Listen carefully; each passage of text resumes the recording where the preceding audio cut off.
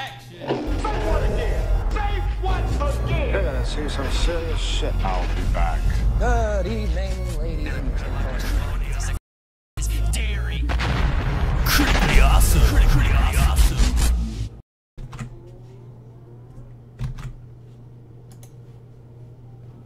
Hey everyone, it's me, Trent, with Critically Awesome. And Garrett. Dang it, I still can't get the use of this mute on this mic. Anyways, hi, I'm Garrett, guys. All one of our viewers are so pissed off right now. You know, at least gotta be happy. Gotta make one viewer happy, right? It's just me though. So. Um, Well, thank you for joining us again on this Tuesday afternoon. I know, Tuesday, night. not Wednesday, like I said. Yeah. And on this we are here.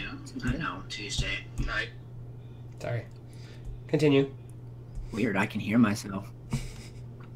So, nobody's really said anything about our new look, same great taste Some great taste. comeback. Yeah, I know. Anyways, I want to welcome you guys to our first week of movie reviews. And Should we this call week them we're reviews or more like breakdowns? movie breakdowns, I guess. I don't know. Why don't all one of you guys tell us what we should do? Anyways, week one, and we're going to be doing what are we doing, Garrett? Week one, we are doing that. We're going to be starting our. We're going to start off strong here. We're going to be doing the Star Wars Saga. So Now that doesn't mean that we are strictly a Star Wars podcast. Now we are just no, we're just starting off big. No, so we're gonna. This is gonna be one part of 8. Because we're gonna do all the Star Wars movies. Now, granted, we are going to have a lot of Star Wars in the in at least 3 weeks time here. Because we're going to be talking not only about Star Wars in general, we're going to be the movies. We're also going to be talking about the comic books. This week is going to be Darth Vader #1 with Marvel Comics. Both Garrett and I have read these, all 3 of them, but the new one came out today. So did it? I think I will be going to the comic book store tomorrow to pick it up. Because we have one of those in town, and awesomely enough, they want us to do a podcast in their store. I think that would be really cool. Actually, no, the next issue comes out tomorrow, so we will be going there tomorrow. Or you'll be going tomorrow. I will be going there tomorrow. I don't know about Garrett, but I will be going there tomorrow to spend my hard-earned money on my nerd stuff. No, I just get it on my phone. $4. I have a lot of other comic books, and they take up a lot of space. Well, these are going to be the ones that I am collecting because one of these days these are probably going to be worth a little bit of money. So if I keep them in good condition, they should. Do you have them in clear little things? I have one clear little thing, but I can probably get another one. Also, you want to get those boxes, the comic book boxes, because it's bad for them to be being sat on top of each other. They need to be set up straight up. Wow, ain't that a bitch. So, I need to get back on these guys. So, just in case you guys are wondering, what is he eating? It is cheese. I keep forgetting that you guys can see me the entire time, and I don't have any time away from the camera. I'm sorry, I'm going to be covering you here, Trent, for a sec. Okay, there we go. Not anymore. Covering me? Yeah, because I was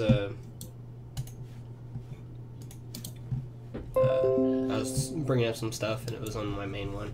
Anyways. Rude. Anyway, so I'm trying to pull up the outline here. Yeah, that's what I was doing too. So I guess I'll go first while you're pulling that up, Trenton. We'll do some recent movies, TV shows, books, comic books, what you've listened, what you've seen. Movie-wise, I really, since the last time that we had our podcast, because I went camping this weekend, so I didn't really get to watch anything. But I watched The Phantom Menace, of course. That was about it. Why is she vacuuming right now? Of all times, she's vacuuming right now. I watched The Phantom Menace, of course. That was pretty much the only movie that I watched this past week. I'm just going to have to just blow up on her. I think that's what's going to happen. I mean, this is cause for divorce. TV show wise, I watched Rick and Morty. The new season came out this week, or the new episode came out this weekend, which was totally epic. And if you guys have never seen Rick and Morty, I highly suggest it. Don't worry, that's just me. I know that was you. I was gonna watch Game of Thrones, but for some reason HBO's being a douche and not loading properly. And it's not letting me watch it either. And then like, what the so I didn't get to watch news. I watched like 20 minutes in, and I was getting annoyed of it because it would pause like every 2 minutes or whatever. So I watched. You know what I was getting annoyed with every time that I wanted to watch it? It was and shit, Garrett, damn. I don't know why either, because I shouldn't have done that. I don't know what the problem was with that. Watched some Bones with Savannah. Savannah's really getting into watching Bones, which is a good show as well. Then I watched about an episode or two of Ozark. That's about it. Just an episode or two? Yeah. I'm like in episode 8, I think. Well, I'm on episode 5 or 6. Crap is addicting as crap, ain't it, though? I'm trying yeah, to I just haven't had time to really watch it just yet. Keep watching it. I haven't had a weekend to binge watch it. As far as books, comic books or anything like that, haven't really read anything. God. Cardinals lost 3-2 today to the freaking Brewers. And then let's see, I've just been listening to kind of my usual podcasts, my other podcasts that I listen to. Star Wars Minute. That's the way I heard it with Mike Rowe. Been listening to that, which that's pretty good. He does little short stories that he does. Anyways, that's about it for my updates. Anything you got, Trenton? Well, I've been watching the crap out of some Ozark. Jason Bateman is always fantastic. It kind of reminds me a little bit of Breaking Bad a little bit. It's getting to that Breaking Bad kind of point where he's becoming like hardcore and, you know, making a big, like he's basically the big man on campus, or big man in the Ozarks, which I guess means a lot. But they it's kind of weird. Some of the things that I've noticed are at the very beginning, when it shows the O at the beginning of each episode, it shows you little things that you need to look for, like little Easter eggs that make a big it changes each episode difference. Think, yeah, right? and you can actually see each one of those things in the episode if you look hard enough. So they kind of make you do a little Easter egg hunt, which I think is kind of interesting. I like that a lot. And so right now I would give Ozark about 3.5 out of 5. Because I don't like the way how they make everyone have that much of a Southern accent. Like it's pretty overdone. Like I said, most of it's in Alabama, or Georgia, or whatever. You said Georgia. I think it's the way it looks just like Lake of the Ozarks area. Like all of the overhead shots, like all the of course the license plates, because they're going to be stuck in Missouri, but you know. I'm pretty sure that most of that was shot in. No, I looked it up. It actually most of it is shot in Atlanta. It doesn't make any sense to me. There is shots though of it being in Ozark, of course. Well, I watched The Phantom Menace today. I fell asleep because it was just that boring, and I hated it. I'm being covered up again. No, you're not. Anyways, I was for a second. Whatever. Yeah. I didn't really read anything because I don't read. I worked a lot. I'm trying to think of all the things that I watched this week, which wasn't very much. I'm thinking about maybe watching a movie tomorrow. Don't know which one. I know that on the 4th, or not the 4th, but this next week, I'm going to definitely be watching The Dark Tower. That's on my definitely have to watch list. It's Matthew McConaughey and Idris Elba. You know, I'm looking forward to that duo on screen. So I don't know if you are wanting to watch it or not, Garrett, but yeah, there's several movies I've been wanting to watch. I just haven't had that much of a time to go see them. I think I might try venturing out though this weekend possibly and give it a look-see. I know that my manager at Devil's Pool is going to go see Dunkirk today because today is his day off also, so he's going to go see Dunkirk. That sounds pretty interesting. Well, apparently it is. Like we can kind of segue into the box office. Let's segue into your favorite part of the podcast. I don't know if it's my favorite. I think some people would like to It is know. an interesting part, you know. It's really nice to know what's number one. Yeah, I get to see kind of what stays that number, what number it is, or just kind of see what's going on. So Dunkirk stayed at number 1 from last weekend for last weekend here. Made over a little bit, $26 million this past weekend. It's in its second week. Number 2, Trent, you probably won't be able to guess whatsoever because I was surprised when I read this. Even all the bad reviews and the 0% on Rotten Tomatoes, and oh my god. The Emoji Movie came in second. Oh my god, what does this world come to? It made almost $25 million. I'm pretty sure it's gathering off the fact that TJ Miller was in that. I'm just saying. Yeah, possibly. Then Girl Trip was bumped down to number 3. Atomic Blonde came out this weekend, and that is at number 4, about 18 million. Which I really want to see that one too. That one looks really cool, like a kind of a female James Bond style. And then number 5, rounding out number 5, in its 4th week is Spider-Man: Homecoming. So it's still hanging in there. It's probably going to be bumped out once Dark Tower comes in. That's going to be going up to number 1, I guarantee it. Oh, I definitely guarantee it. Only 26 million? Come on. Yeah, of course it's going to go. It's going to get probably up to, I'd say, high 50s, maybe 60 million. Like it's going to get up there. It's going to get up. I don't think it's going to. It might get up to 100. That's kind of pushing it, but. I told him that this means peace among worlds. Sorry, I'm really proud of this. I got this in last month's Loot Crate. This is my favorite thing out of all. I really wish I would have got that one, but Cole got me this. It is my favorite. Cole got me this. What did he get you? Sorry, I'm at the thing. It's an unmasked. Oh, that's cool. Unmasked Darth Vader. So it matches my. I need to get me some more pops. I do too. I'm gonna start collecting them. I think. I don't know if I want them or not because I've got all the ones way up there. Let's see if we can. Can we get up there? Maybe. Yeah, a little bit. Maybe. There you go. Oh, yeah. There's a whole bunch. You brought the run out of space, actually. Yeah. How am I gonna do this? Let's see here. There we go. Yeah. That's all of them. Maybe one of these days, if you follow me on Snapchat, I will show you all of those pops. I might do it on Snapchat, maybe Instagram. Get on our Critically Awesome Instagram, and you guys can check them out there.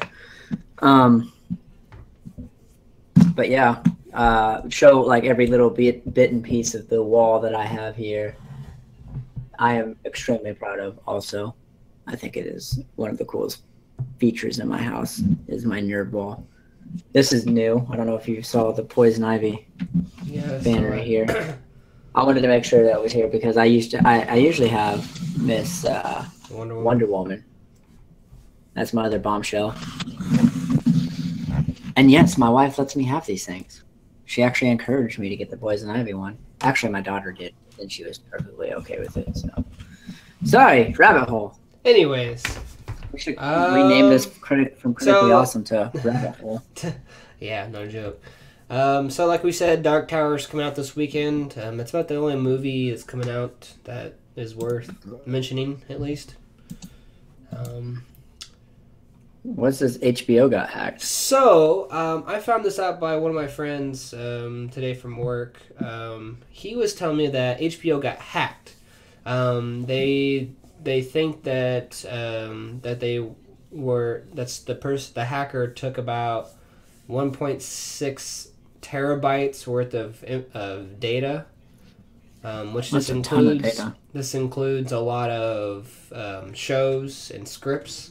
So so what they're doing is there might possibly be that they're trying to sell like the Game of Thrones episodes before they come out, as well as some of the other famous shows like Empire and stuff like that. No, not Empire.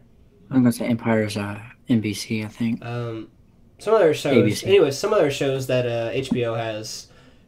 So yeah, that was pretty interesting to kind of hear about or read about. It was a lot. It's a lot of information that they stole. A terabyte's not a small amount, that's for sure. Definitely. Sorry, I'm trying to look up news myself now because that's kind of interesting. Yeah. Do you have anything else? Or no, that was all that I really thought was worth like mentioning, to be honest. Let's see. Yeah, Game of Thrones data leak. America's Got Talent is actually really good. Well, it's decent this year. It doesn't have any people who I'm like instantly in love with. There's a few of them, like Puddles Pity Party. He's like a singing clown. But he doesn't speak. And he did a golden buzzer for. Oh, who did he do it for? Oh my gosh, I just watched this the other day too. But his golden buzzer was another singer-songwriter. He was a ginger, and he was making fun of himself, which I found hilarious. And the kid trying to figure out why you described him as a ginger. I'm like, okay. he's like a better-looking Ed Sheeran and better-sounding Ed Sheeran. I don't like Ed Sheeran. I'm sorry. I'm not a big fan of him. So Ed Sheeran, if you watch this, I'm sorry. I hope I don't lose you as a subscriber. But anyways, that was Khaled's golden buzzer. Ironically, there's a group called Mirror Image, and they're twin brothers, identical twin brothers. One of them's name is Trent, and it bugs the crap out of me. I can't believe they made it through to the next round. They sing and dance, and they're not even that good at singing and dancing.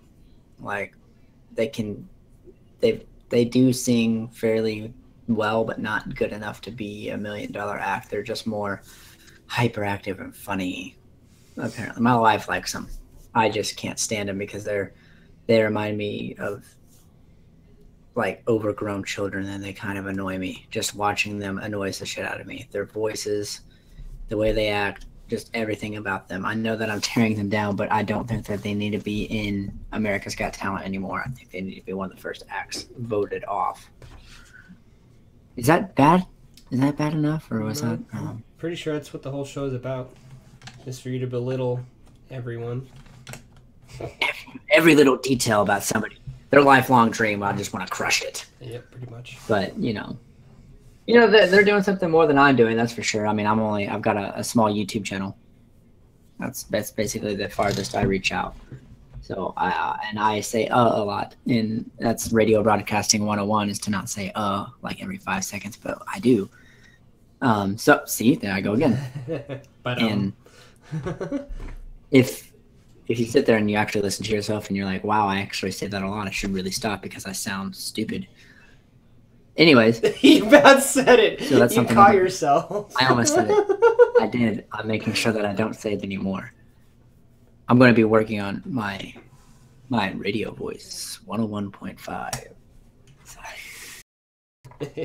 Anyways, do we? Damn it! You said two. Do we have things. any trailer?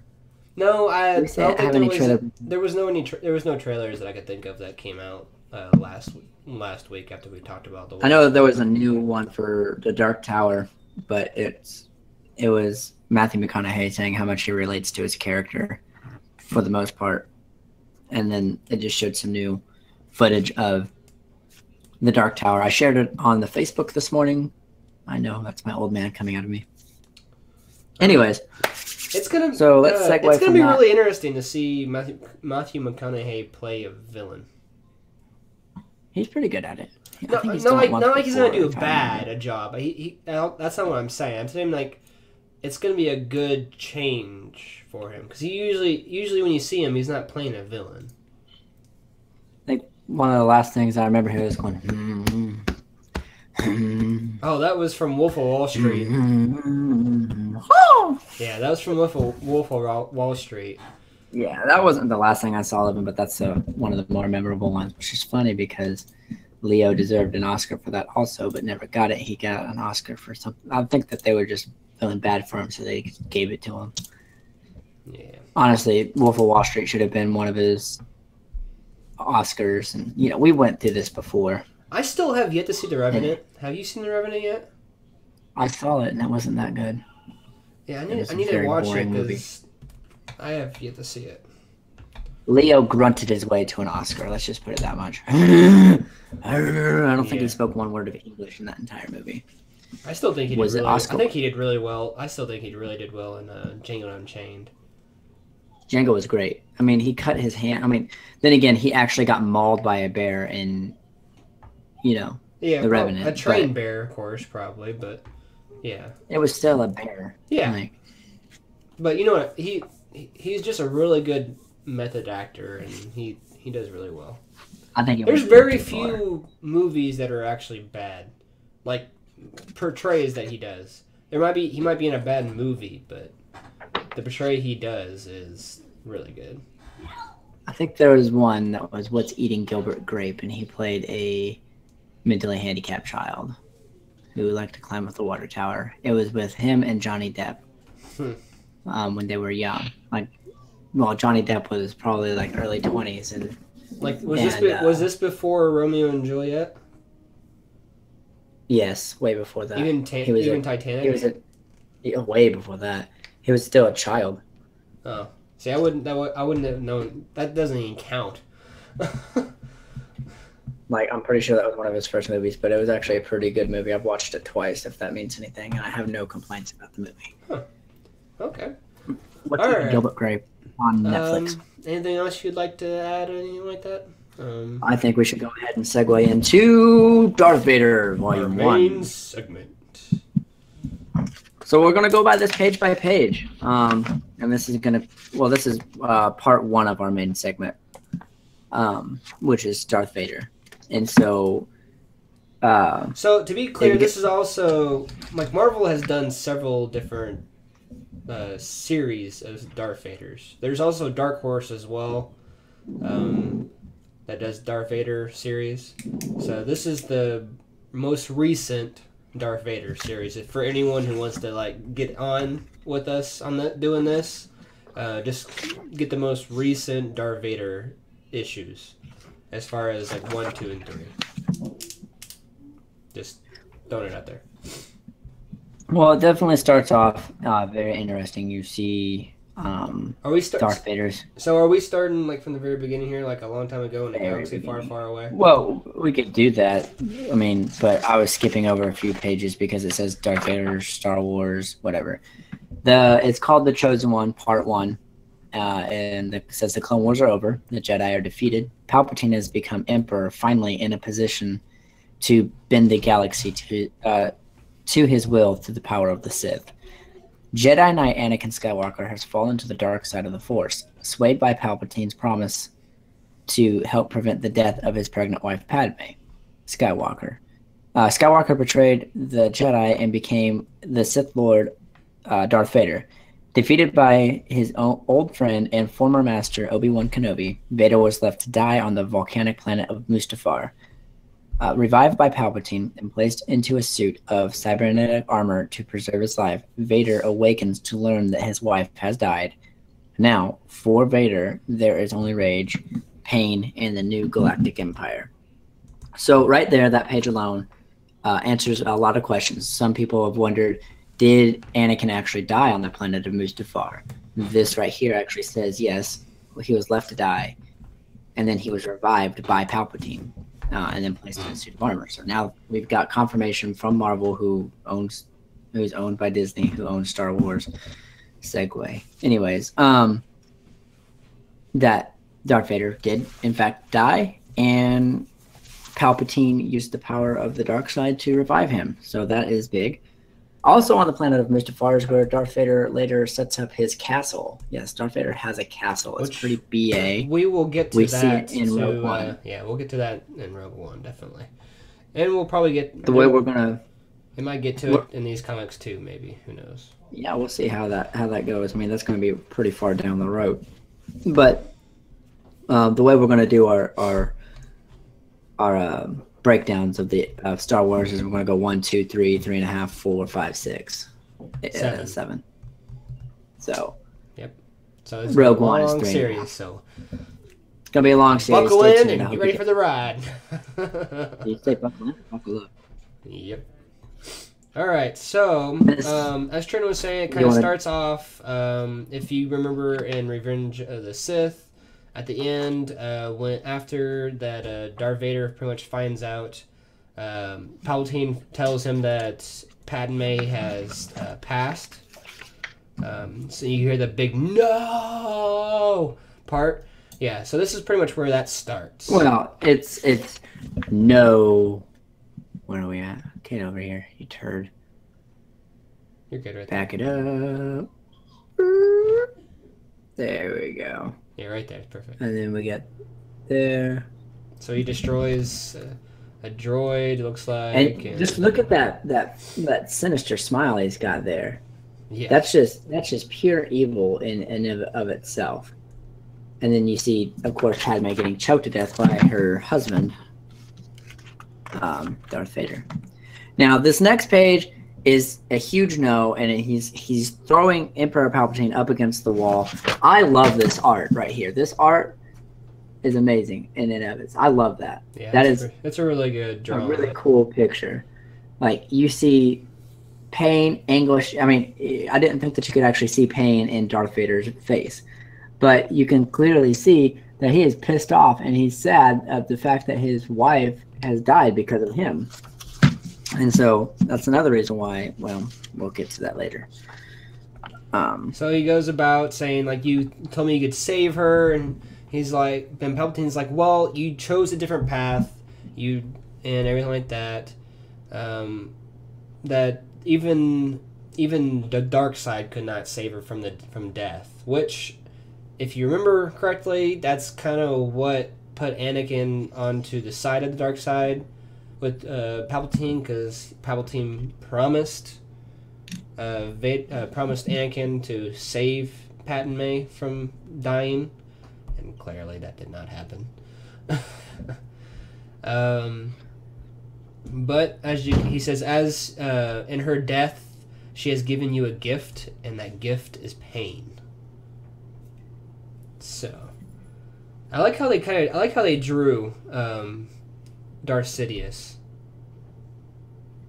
What about you? Yeah, he's very sinister. He's got the yellow teeth. He just screams bad guy. And in those next little boxes down, he says, are you going to accept this gift or are you going to die? He gives him a choice right there. I mean, granted, he just spent a ton of galactic credits on Darth Vader's suit. I'm pretty sure that he's not going to be like, all right, whatever, you're going to die. He would have. Now, Darth Vader's suit is very interesting for itself. I mean, it does look badass and looks sinister, and everything about it is just screams evil. But what it really is it's constantly doping him and making him feel, it's got anesthetics in it and stuff to make sure that he stays it doesn't keep him pain free, because with pain comes strength in the dark side of the Force. So it's always like making him feel good for a little bit, and then it's going to hit him with pain. And every time that he needs pain, he'll just take it. And then he's always constantly reminded of his wife's death, him getting his legs cut off, everything that he's done. It resonates with him all the time. So Darth Vader is definitely one of the strongest because of all the things that he's went through. And when we get into this next little segment of the movie breakdown, we'll get into that just a little bit. So, it's the beginning of Darth Vader, of course.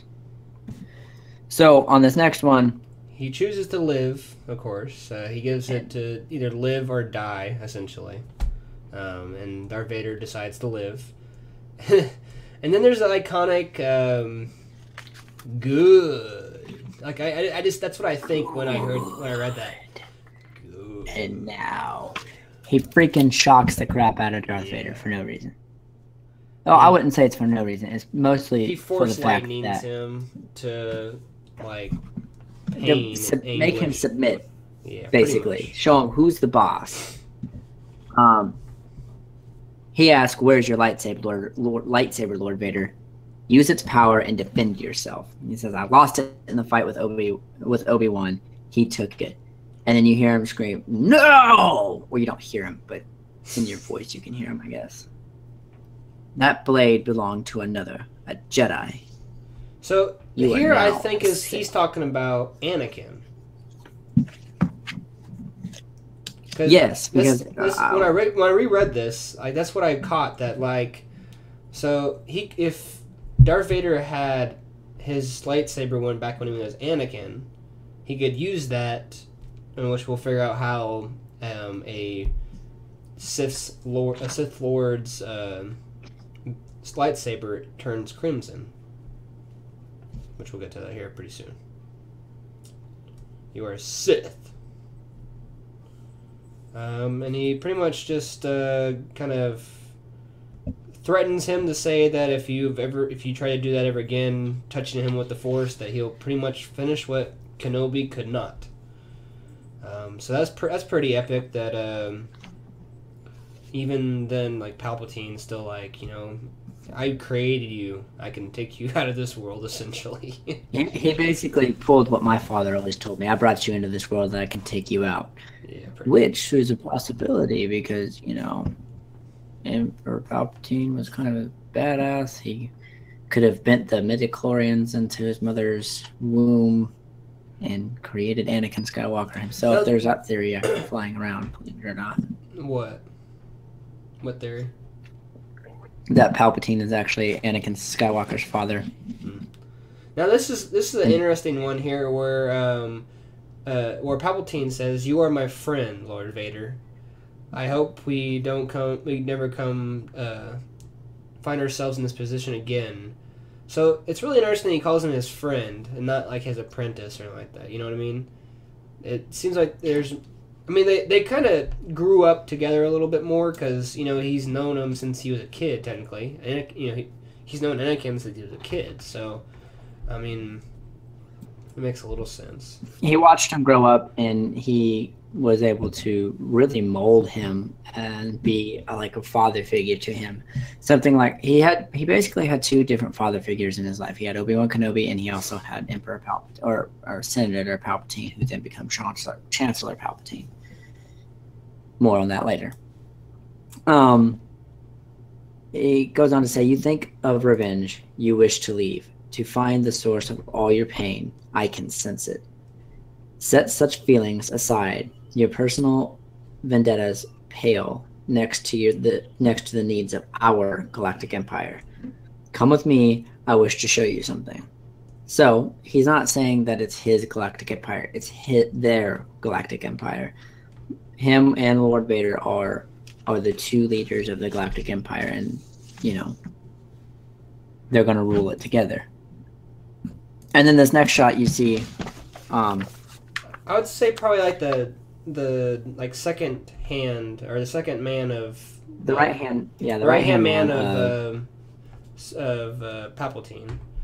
And pretty much he's just kind of going about saying how the Jedi, how the Emperor was able, or not the Emperor, the Emperor was able to overthrow the Jedi Order and rid them of all their tyranny and treachery.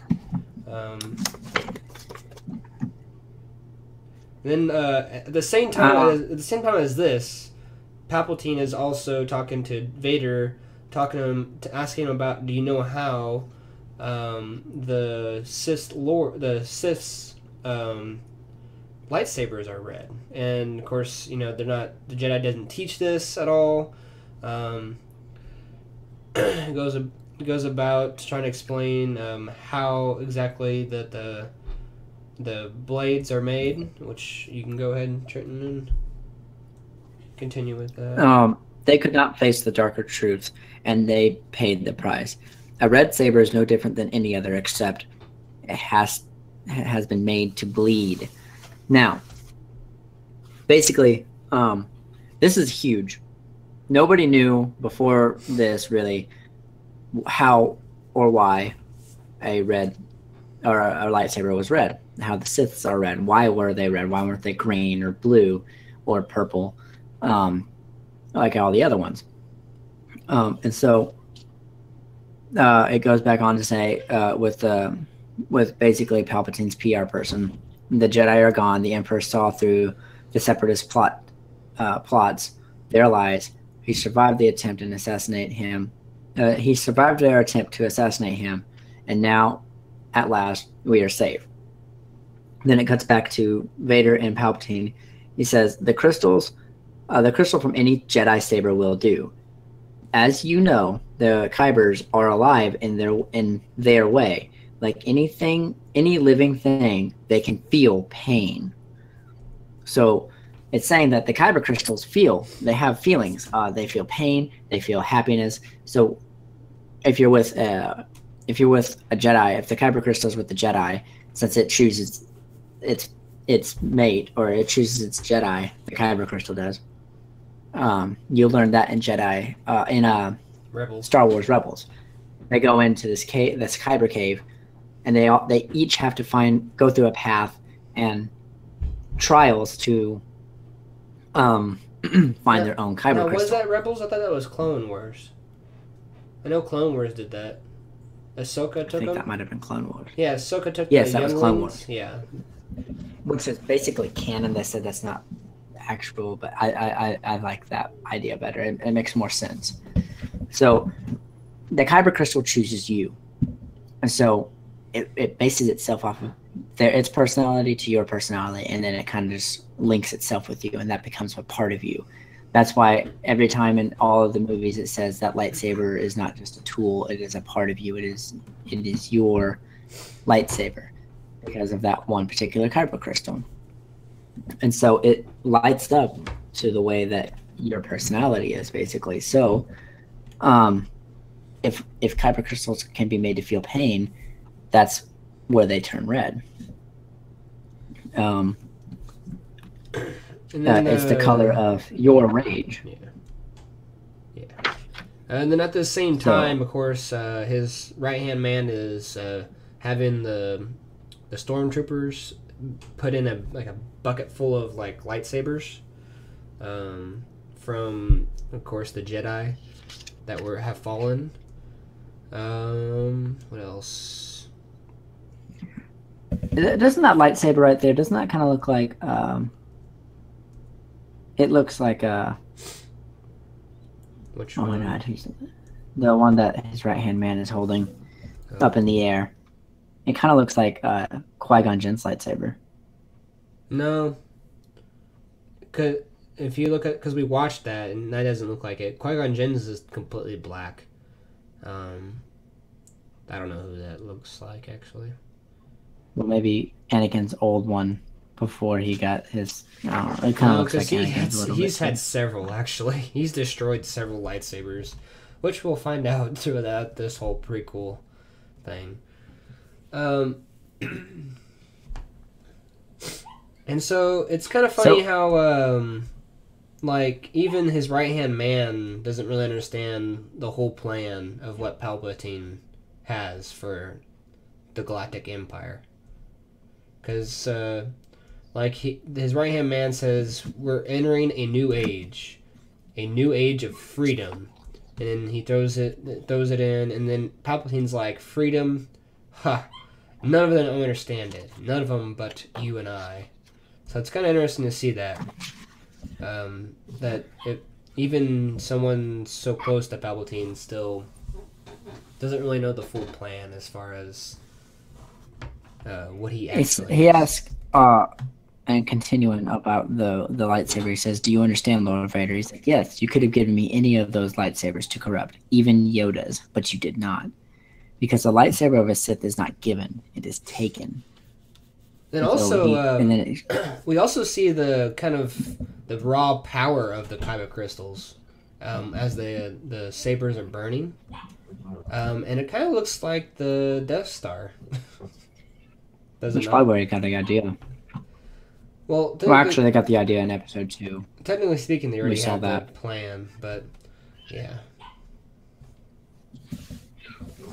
So, the next page it shows they're in the mid-rim and they're in a spaceship. We don't really know what planet we're on either, though. Like, if we noticed that, I don't know if you noticed that either. I don't know what planet. I know that it's in the mid-rim. Yeah, that's about it. So he asks how his armor is feeling. He says it's acceptable. Why have we come here, Master?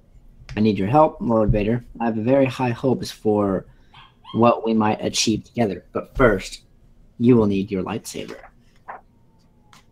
So pretty much, yeah, he's making a quest, making Darth Vader on a quest here, which is going to be next to impossible, because since majority of the Jedi were killed with the Order 66 that Palpatine had for the clones. So it's going to be a pretty big thing for Darth Vader to find a living Jedi. What I like about this scene is there's no words. This next page, it says there is no words, but you see everything through Darth Vader's point of view. Oh yeah, and he changes his. He can change. Where are we at? Here we go. So that's Emperor Palpatine leaving, and then you can see the desert landscape, and then what his point of view looks like.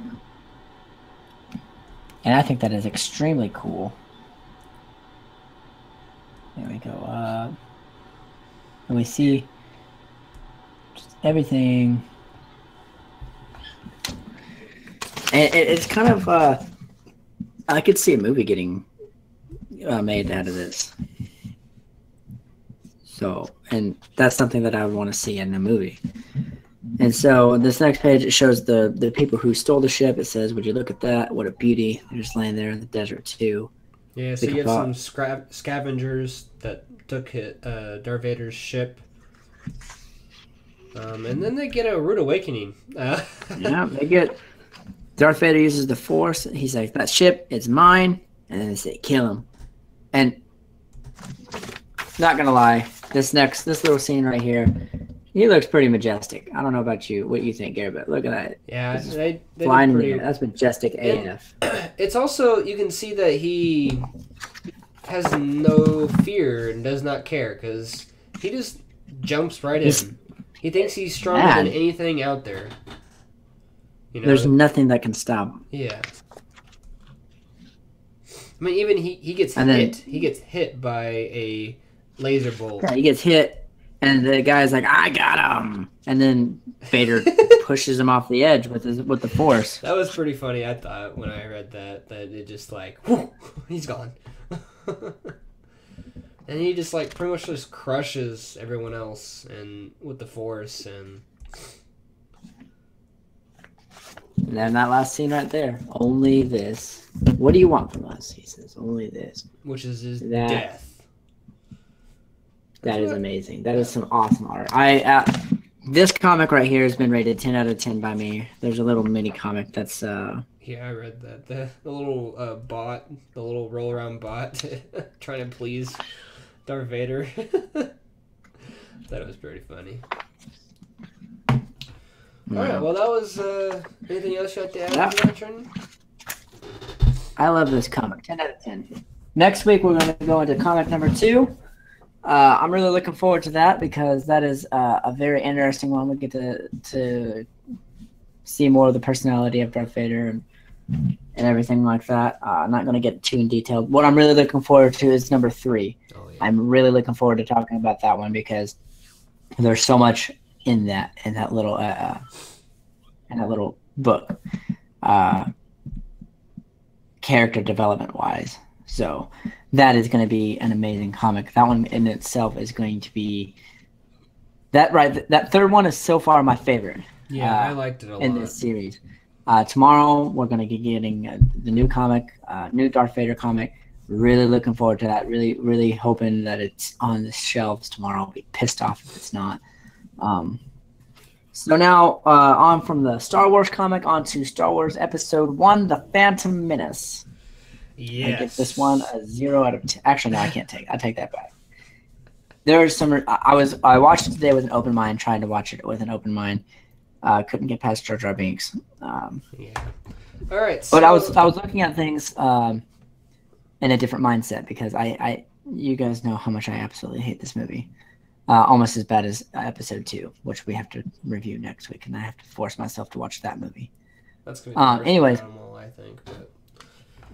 Right. But looking at it from the mindset of a child, because my children were watching this with me today too, and they absolutely loved Darth Vader. Or not Darth Vader, sorry, we just got off that topic. They absolutely loved Jar Jar Binks. Every time he would do something, they would laugh. So I was trying to look at it in the mind of a child. Yeah. And when we watched it for the first time, we loved Jar Jar Binks.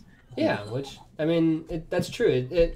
That's the thing. Like, if you think about it, like in the original series, essentially, Jar Jar Binks is what like R2-D2 was, but they just amplified it like 10 times. Jar Jar Binks was the Ewoks. And the problem is because Jar Jar Binks is useless.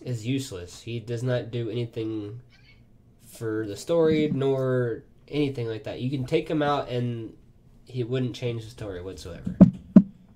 Anyways, so like first thing I noticed while watching like the first like scene, which comes up with that is not true. I'm gonna defend Jar Jar Binks. Okay. I know, right? If they wouldn't have ran into Jar Jar Binks, they wouldn't have found the Gungans. If they wouldn't have found the Gungans, they wouldn't. Naboo would not have been able to defend itself from the Trade Federation, and that would have completely changed the story. Probably better. And then, no, because then Naboo would have been taken away. I don't know. They wouldn't have been able to defend themselves because the Gungans were fighting with the Naboo. Okay, so make it use that one scene and that's it. No, because when you met Jar Jar Binks, Jar Jar Binks had a life debt with Qui-Gon Jinn. That life debt was filled after Qui-Gon Jinn died. But in the long run, somehow Jar Jar Binks became a huge political passion for Naboo. He was the Gungan's voice. Yeah, he became the center for some reason. Anyways, how that happened beyond so me. The first thing I noticed, like as that opening scene, right? So you got Qui-Gon Jinn and Obi-Wan, approaching the Trade Federation's blockade on Naboo and all that. Obi-Wan says, "I have a bad feeling about this," which is Easter egg right there is said in every single one of the Star Wars movies. Pretty close to every single movie, yes. Also, after that scene, the Trade Federation found out they were Jedi, so they gassed them, right? So like when they were on Naboo, when they went down to the Gungan city, they had the little breathing apparatuses, right? Mm-hmm. Well, how long can a Jedi actually hold his breath? Because they didn't put those in their mouth when they were getting smoked out with poisonous gas. Well, they weren't in there for very long either. Well, from what we know, I mean, movie-wise, yes. But they could have been... Because he said that they should have been dead by now. Well, we also see a lot of cool things about the Jedi and their powers and stuff like that. In that scene alone. Yes, they can hold their breath for a really long time, but at the same time, there's also... They were holding their breath, and that was very noxious and poisonous gas. So that's why he said they should have been dead by now. I don't think they were predicting it to be as poisonous or poisonous at all, or they would just breathe it in and die. So they held their breath, and as you know, Jedi have to go through very extensive training in order to become a Jedi, physical and mental training. And so I see it as they weren't expecting it to happen, so they decided to go in, if they were still alive, to destroy him with all the blasters and whatnot. And then they get met up with these two, and then they fight their way out. But another thing that we see when the droidekas come is we see them force run, as if they just it was really bad effects nowadays, but you see them just and I'm pretty disappear. Sure that this is the only time we've ever seen a Jedi use force run. Ever. In a live action film, yes. We've seen it in games. Yeah, I'm not counting games. I'm counting this, in the sagas that we're going to be talking about. I think this is the only time you'll ever see the Force run. Yes, which I think is really cool. So I'm trying to find things that are cool about this, and that is one of them. Liam Neeson is another one. This is okay. I will get more into kind of this because the way the Jedi use their powers is completely different compared to the prequels to the originals. Because in the originals, it's more mental stuff that happens with the Force compared to now, where they're leaping 50 feet in the air, stuff Force run. They're they're using mind tricks a little bit more. Yeah, they're doing a lot of things that Liam Neeson. Qui-Gon Jinn uses. I like it actually more. I like it more as in that it's probably more of a mental capacity of not where they're freaking superheroes where they can do all this stuff. Well, they're the Guardians of Peace. No, but I like it better where it's more of they're able to manipulate your mind to think of stuff like that where you don't know what you're looking for, or you might be choking. I mean, maybe Darth Vader's not literally choking them, but making them think they're choking and then they die. I kind of like that aspect more than they're the superheroes of this universe. Well, here's how I see it. And I just started thinking about this. Back then, there was a lot of Jedi. And they were all being able to bounce ideas off of each other and use more of the Force. And there was more of the Force around, so they got to use more of the Force. And so with more of it around, they had more power. And then when the Sith came and all the Jedi were wiped out, there's less of that living power of the Force. But it's an every living thing, so that wouldn't make any sense. It's an every living thing, but there's more of it around. There's more of the Force around whenever there are more Jedi around. There's more good in the universe than there is bad in the universe, for instance. So after the Jedi are wiped out, there's more bad, and so that there's more dark power in the universe and not light power. Technically speaking, there's actually more. There's still more Jedi in the original. There's 3. Well, there's 3, but In they're Star not as Wars. powerful. I mean, they're powerful. There's Yoda, Obi-Wan Kenobi, and Luke Skywalker, but Darth Vader and Emperor Palpatine have absorbed. For instance, they have absorbed all of that power into themselves. So back then, there was only the 1, or technically 2, but they were small, and they didn't have that much. They couldn't release all of their power without exposing themselves and being completely muffled out. So, that's how. And I honestly think that's what George Lucas was going for, was the fact that there was so much good in the universe that they were able to use more of their power and have. George Lucas knew what he was going for. I know that. Well, in the prequels, he was overthinking everything. So, but kind of moving on here. So I noticed, like, you know, throughout the Well, whole... I mean, what do you think about that? I mean... What do you think about that? So you're thinking of it as more like, in superhero terms, like the Speed Force. The more speedsters, the stronger the Speed Force, you know, but there's always... That's what I think of how you're kind of explaining it a little bit. If you want to get... I think that you're pretty spot on there, actually. I didn't even think of it like that, but... but basically, there's more of them. I kind of get it, but, I mean, like, they're able to... It's like the Jedi were like one big cell, and now that they're all split up and there's really small portions of it, they're not able to use it as much. And if they are, then they are felt by Darth Vader or Emperor Palpatine, and then they are extinguished. Also, I noticed in this beginning like scenes here is that, you know, how most how they communicate is by hologram, right? Well, Amidala actually didn't use the hologram. She used some type of like communication mirror. I don't know if you noticed that at all. Like, it was different because I don't know if it was because like when they were talking to the Trade Federation. Yeah, Amidala never used. Queen Amidala never. Well, that was used, on their ship alone. Like, if you saw it, there was like some sort of weird mirror thing on. Yeah, but that's what I'm saying though. But the Emperor, or not Emperor at this point, Lord Sidious could have done that as well. You know, stuff like that. So it was weird. I think they were getting the point of how colorful, you know, Queen Amidala was, maybe. I think they really wanted to put that across. Maybe that's what they were trying because to she do was with that, the you know? young. I never really realized that until I watched it, like, as close as I was watching it last night. You know, it was really different. There was a lot of things I noticed that I wrote down here, but there's a lot of color. It's a really beautiful movie.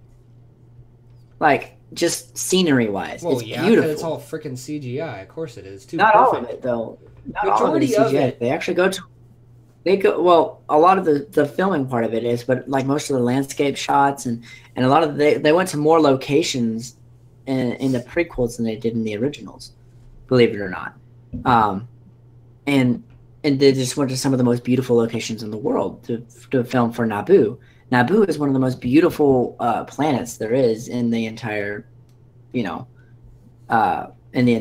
Star Wars universe, I think. And then there's Coruscant, that's just a giant city in one planet. I think that is amazing that they came up with a whole city, one city it's probably a small planet, but it's still a giant city, all on one planet alone.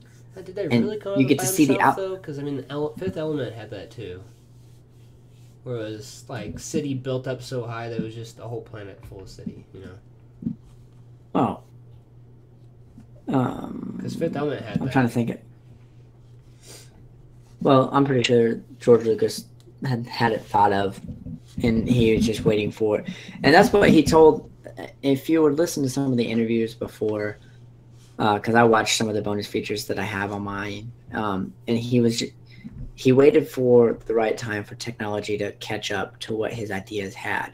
I think that he actually made them too soon, personally, because yes, technology was there, but it wasn't perfect.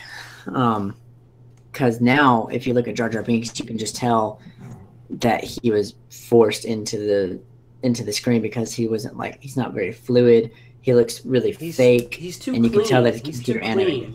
Too clean. It's like that's another thing I've wrote down. Anyways, like you're talking about that's Jar like Jar Binks. very beginning of animation, like live action animation. It's like the very beginning, and I think back in 1999, that was cutting edge, and that was amazing. That was really, really cool.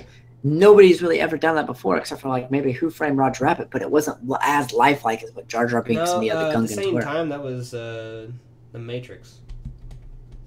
Matrix came out the same year. I didn't hear you. Sorry, you cut out. The Matrix came out the same year. So that's kind of... Exactly. So, but they didn't have anything as lifelike as what Jar Jar Binks, like something fake that's not supposed to be there. They made it there. Yeah. And Star Wars Episode 1 was the first real film, major blockbuster to do that. Matrix changed movie making in itself that'll be our next series right there. After we do Star Wars, we're going to go into the Matrix. Okay. Now that we're talking about Jar Jar Binks, so now we're down on Naboo, of course, after the after Obi-Wan and Qui-Gon Jinn escaped from the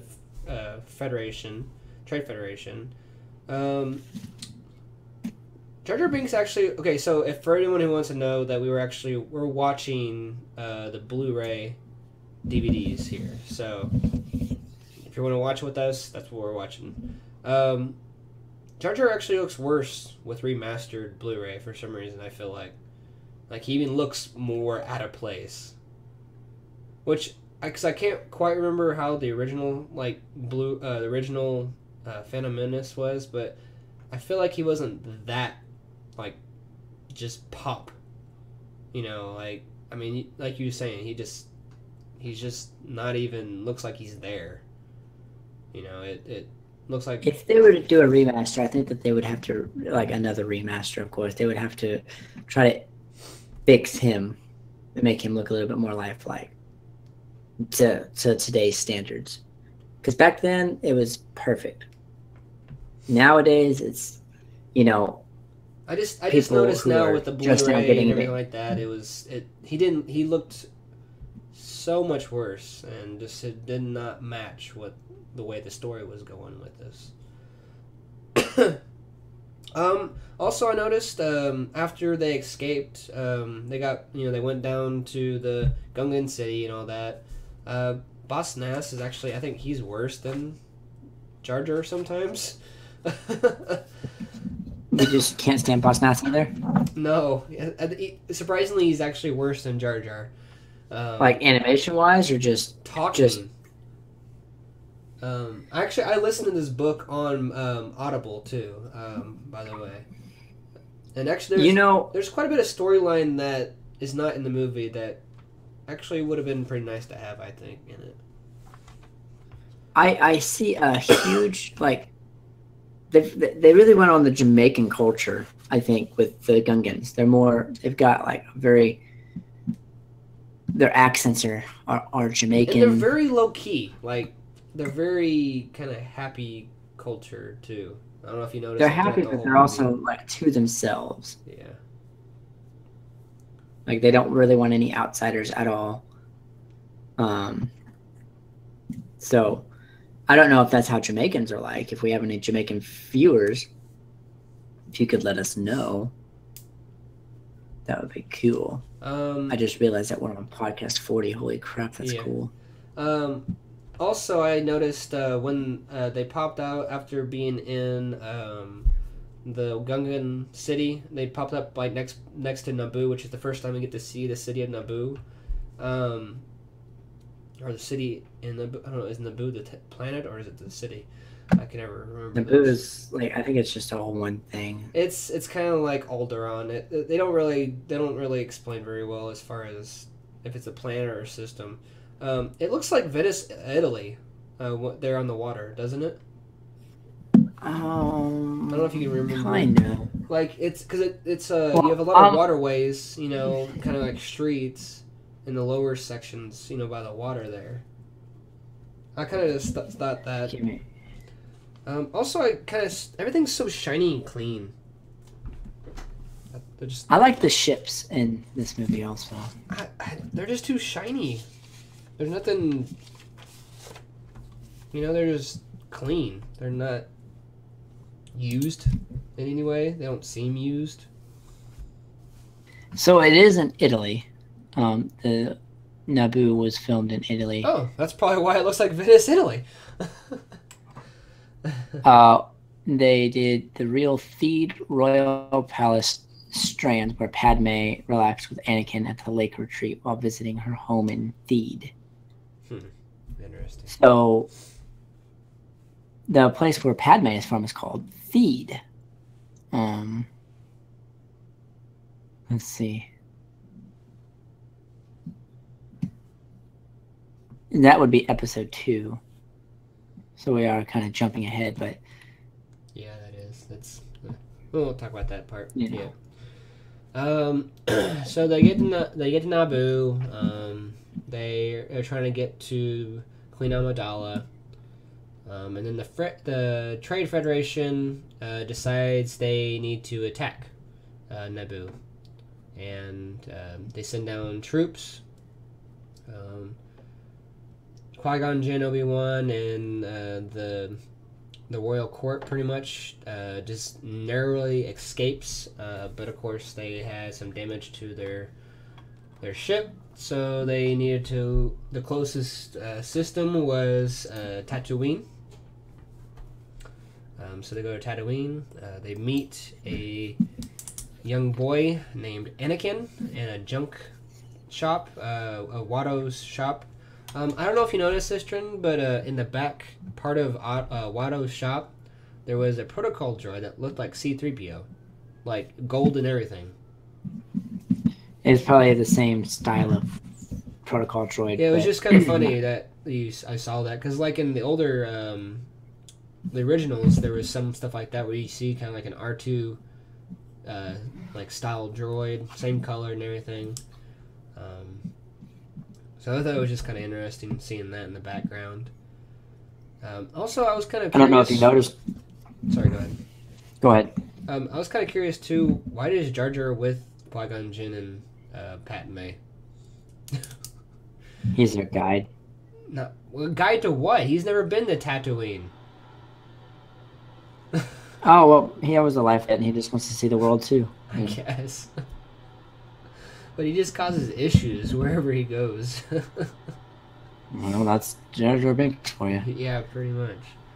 I know in the book, The Phantom Menace, they talked about how it was a lot better to go as a group because it drew less attention to them than if it was just like Qui-Gon Jinn going. So that's probably why, but they just didn't explain that in the movie. I don't know if you noticed this too, but there was a in Watto's shop back when he was in the junkyard at the scrapyard place. There was a droid just pulling levers back and forth, not really doing anything with them, just pulling them back and forth. It was probably for good reason. I guess. Let's see. So what else? Do you have anything else you want to add to that part of it? We're in Watto's shop right now, so. In Watto's shop, well, that's where Obi-Wan, or not, Qui-Gon Jinn, he tried using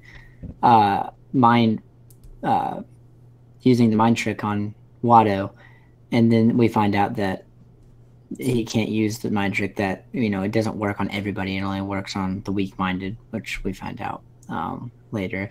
And that only money works with him. And so the only way you can convince him is if you pay him off. Or if you actually use real money.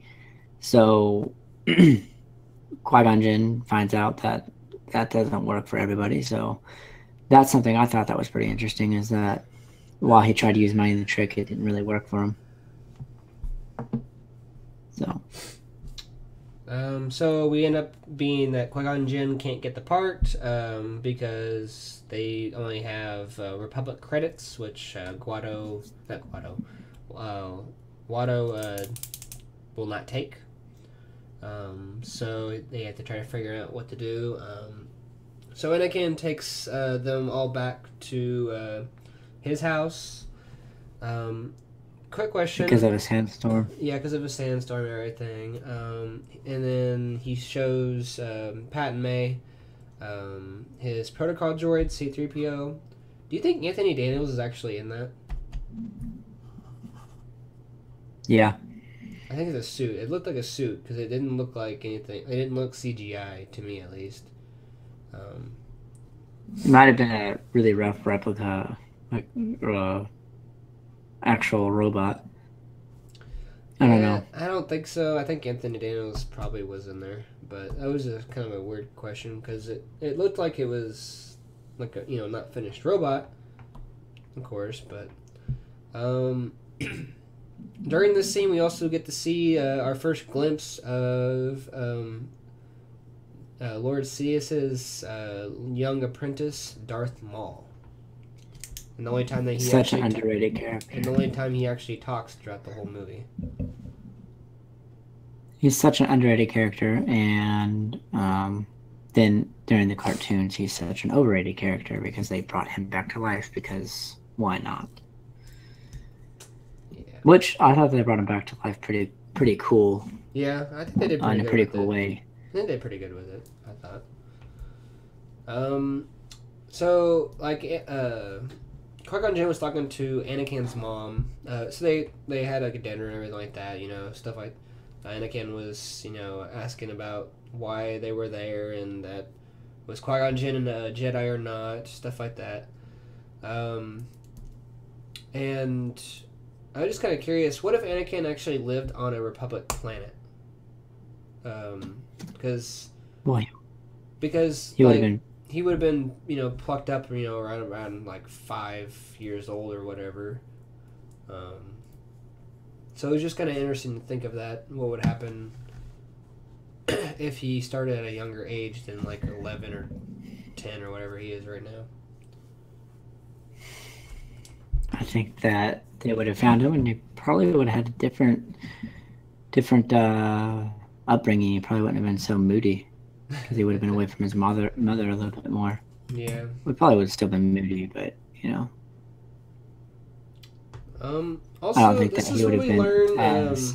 after that scene. This is where we learn about what exactly is the Force, and we get to learn about midichlorians, which a lot of people don't like midichlorians. honestly, I really don't either.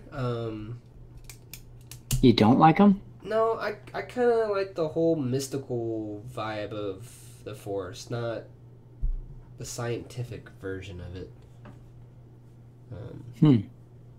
So I kind of don't like the midichlorians, maybe just because they didn't explain it very well, or they explained it just way too simple. But yeah, I'm not very much of a fan of it. I liked it. I think that it explained the Force a little bit better. Yeah, but I liked it more when the Force was more of a mystical kind of thing, where it was more of a type of a religion, I guess, instead of like a scientific thing like that. I don't know. I kind of liked it like that more than the, you know, we can do this because these things are attached to our cells, every living thing, so we're able to harness this and use it. Although it kind of reminded me of Avatar, The Last Airbender, because you know like how like each bender kind of learns from nature. Like the you know the earthbenders, they learn from the moles. Airbenders, they learn from the bison. Firebenders learn from the dragons. I think the water benders learned from the moon possibly. So I thought that was kind of cool in that aspect, but I don't know.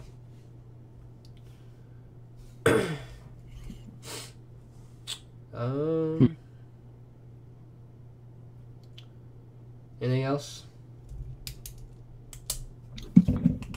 No, not on that scene anyways.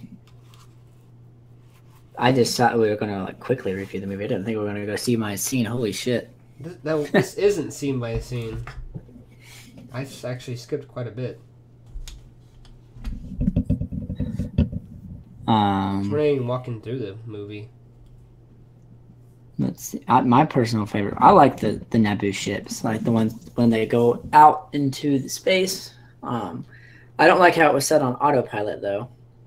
But I really liked the ending of the movie when the credits start to roll. I know you just practically skipped to the end here.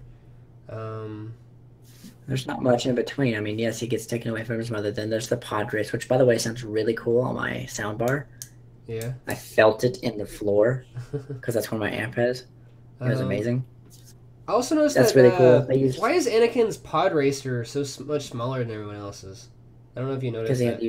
I think that's because he had to use scrap parts, and so... Yeah, that's what I can think of, why he would have such a small pod racer. But, like, his is, like, 10 times smaller than anyone else's that's on there. It's kind of crazy. He's also a boy. He's but a boy. Yeah, but so Bulba is smaller than him. He also has goons to take care of all that crap for him, while Anakin was building this by himself, piece by piece. Because if you remember right, he said his friend said something about, "Well, you've been building this thing for years and years, Annie." Yeah, he built it himself by scrap, just like. But so instead of having goons build it for him, he had to build it by himself, and probably use his little friends to help out. So we actually heard I heard the first use of the Wilhelm scream. You know what that is, Trent? Yep. They use it in every single episode of Star Wars. This was the first time ever it being used, as far as in the prequels so far. It was when the Battle of Naboo, when they were in the hangar, and one of the stormtroopers did it. Not storm in the hangar. Sorry, when they were storming the hangar, one of the guards or whatever made that sound. Also, Jar Jar is so clumsy it hurts. Like, during this battle scene, watching him on the screen. But no, okay. So did you like this? How they went back and forth to like 3 different like battle scenes? I thought it was kind of all over the place. This is a little too much, and as far as like what was going on. I mean, because I know they did that in Jedi. I know they did it in Jedi, but I think it made good for storytelling. Because if you were to focus on just one of them, then it would be kind of boring. But if you were to focus on all of them all at the same time, it kind of wraps up the story just a little bit more.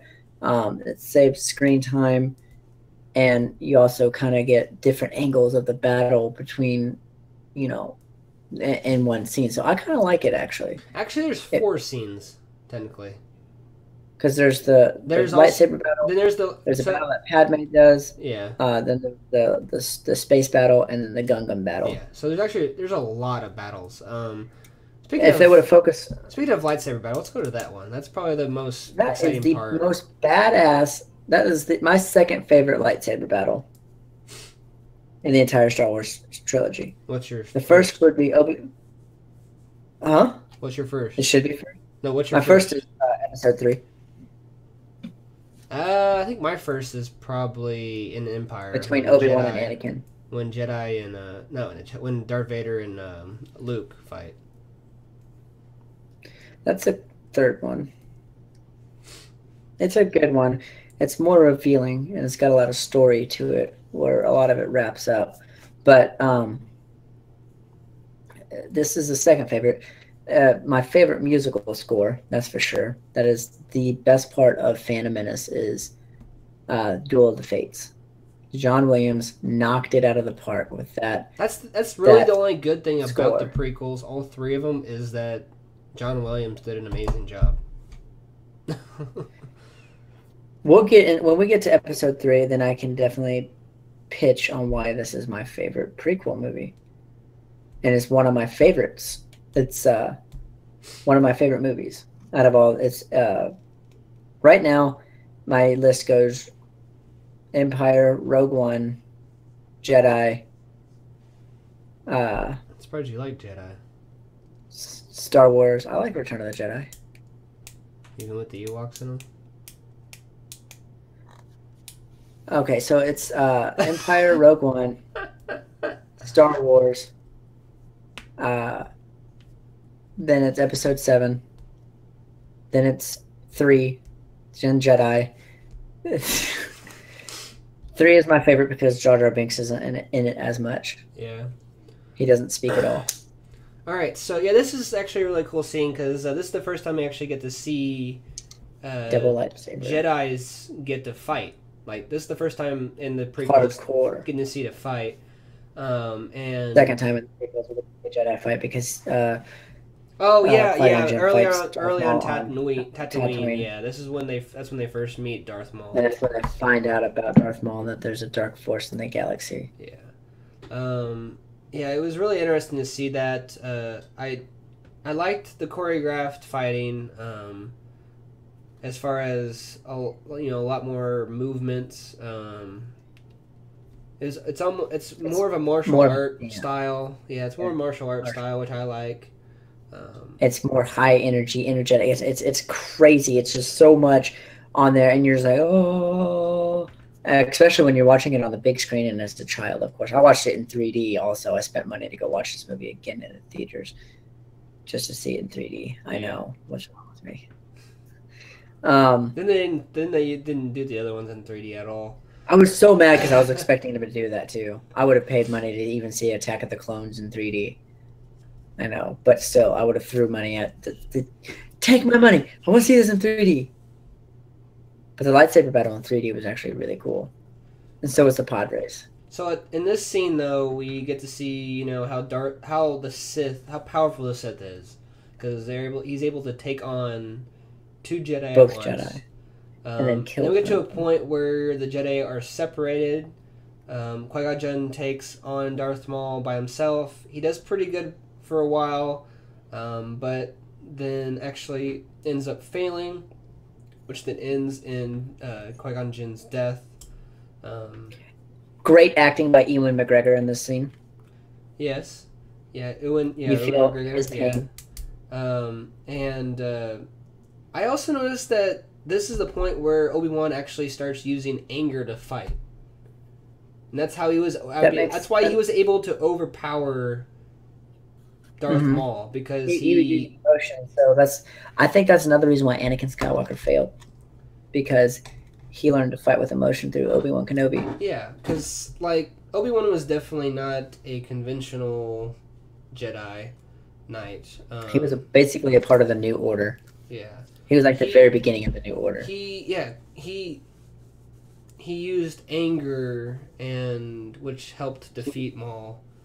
So pretty much he was harnessing the dark side in some way. So, well, he wouldn't be harnessing the dark side. He was more of a gray Jedi, if you want to think about. If you want to get this is true. He's the beginnings of that, but I mean, he that's also harnessing the dark side and the light side. So he kind of got the dark side. He did some of the dark side. Just a little bit, not enough to turn him or anything like that. It's just enough to.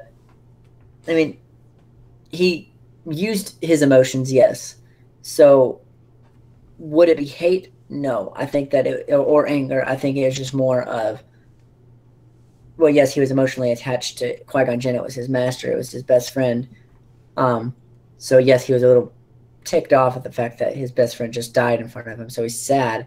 But he uses that to his advantage, of course. So, yes, I guess that would technically be using bits of the dark side. But, he moves on quite fast. Unlike with Anakin, if it was Anakin, he would hold that forever. And that's what separates him. Yeah. Also, at this point as well, because Obi-Wan, of course, kills Darth Maul, slicing him in half. Doesn't kill him. He just slices him in half. At that point, he comes though, back later on. as well, up in space, Anakin accidentally blows up the space station, the battle station, which I noticed too that Anakin doesn't know what the hell he is doing. He's using the Force the entire time. He's like, "Whoa, this is cool." He's like making fun of me.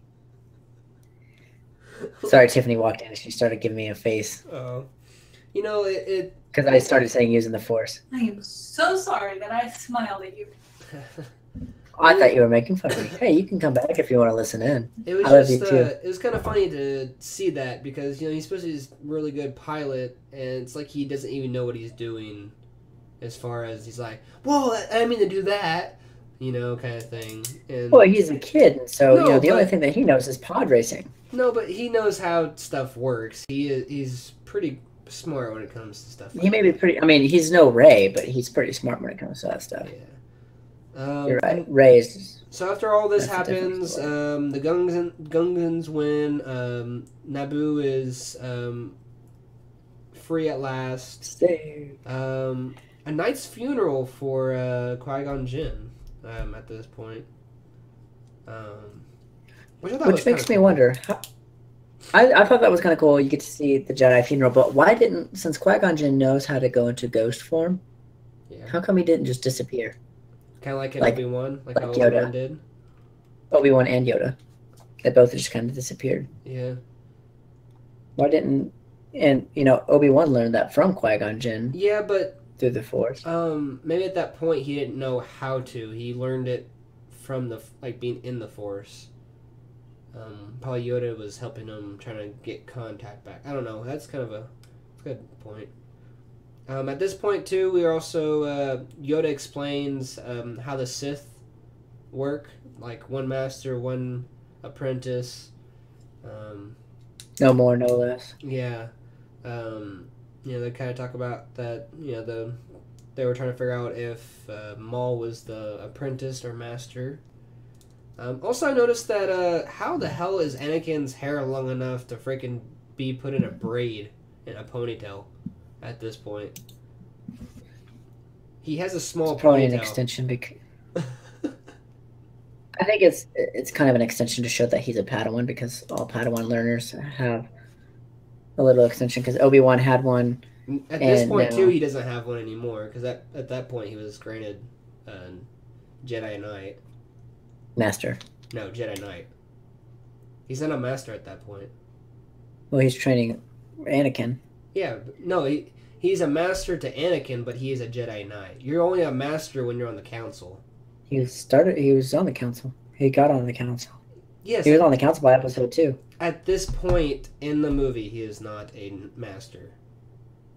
Because there was 10 years passing between Phantom Menace and Clone Wars.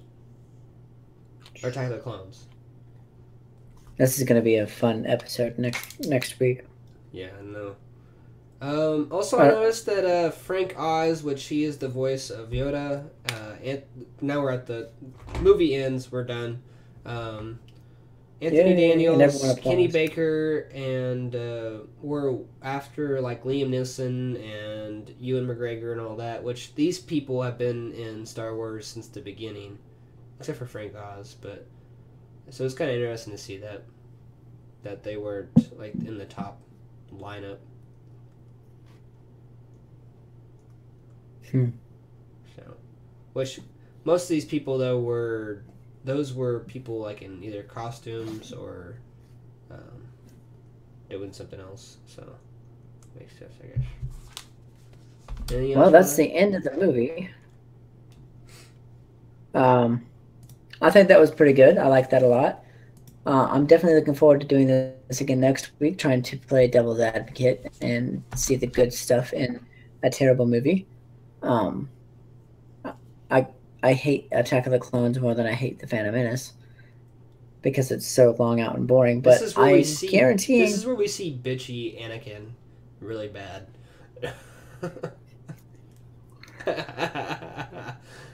Oh god! I hate sand. It's just so coarse, rough, and it gets everywhere. Just like your personality. Coarse, rough, and it gets everywhere. It's terrible. But yeah, so you'll probably be hearing that quote again next week. You're probably going to be hearing a lot of other bad quotes by Anakin Skywalker or Hayden Christensen. Yeah, his acting is so one-dimensional in that movie, but we'll get to that next week, where we will also dive in and say what we like about that movie. We can't just sit here and say what we don't like about that movie and put it down. George Lucas put a lot of work into these movies, and while it may not have lived up to the expectations that we were made to believe, because when this trailer first came out, we were like, what? For what? This is going to be the best movie ever. For Phantom Menace or for... For Phantom Menace, yes. When the Phantom Menace first came out, it was the first Star Wars trailer in over 20 years that we saw, and everybody was psyched. I was psyched. I was a kid, though. Yeah. But they didn't put Jar Jar Binks in the trailer, so... Actually, I think they did. I think they had Jar Jar Binks in there. Just for a split second, I think. But next week, we'll definitely be looking forward to doing this. We'll see you guys on Wednesday, hopefully, of next week. We had some plans. I had some plans come up for tomorrow. That's why we are doing this today. So we will see you guys next week for sure, where we will be covering Darth Vader. Issue 2. Comic number 2. And then we will also be going over Star Wars Episode 2, Attack of the Clones. We'll also be doing a TV and movie news, what we watched, etc., main podcast. So if you like this, give it a thumbs up. Make sure that you subscribe to our channel below. Yep. And definitely share this with your friends if you have any friends, unless you're like Garrett and I, where we are only friends that we have is each other. Oh, whatever. You and me and you, both of us together. Yes, down in the descriptions you can see all our handles for like Facebook, Twitter, Instagram, Snapchat, as well as the Critically Awesome pages. Make sure to go check those out, like them, share them, subscribe to them. Subscribe to our YouTube channel. That'd be lovely. I'd love to see us to get like 60. I know, we're almost into a year from what our deadline for. We're at 56. Yeah, somewhere around there. So hopefully you guys enjoyed this podcast. I know it was a little longer, but that's kind of what's going to happen with, especially with the prequels, because they're like 2.5 hour movies. So there's a lot of stuff going on. They'll get a little shorter once we get to the originals, because the originals are like maybe close to 2 hours. That's about it. But hopefully you guys enjoyed this. Let us know some other movies you want us to do reviews on. I definitely like the Matrix idea. Probably will do some pretty good 80s movies, like Back to the Future. That'll definitely be in there because there's so much to talk about with Back to the Future. Oh yeah. So yeah, just keep on watching. Like, subscribe, share. We will see you guys next week, right here on Critically Awesome. We'll see you guys next week. My name is Trent, and I'm Critically Awesome. And I am Garrett, and I am Critically Awesome. We'll see you guys next week. See ya.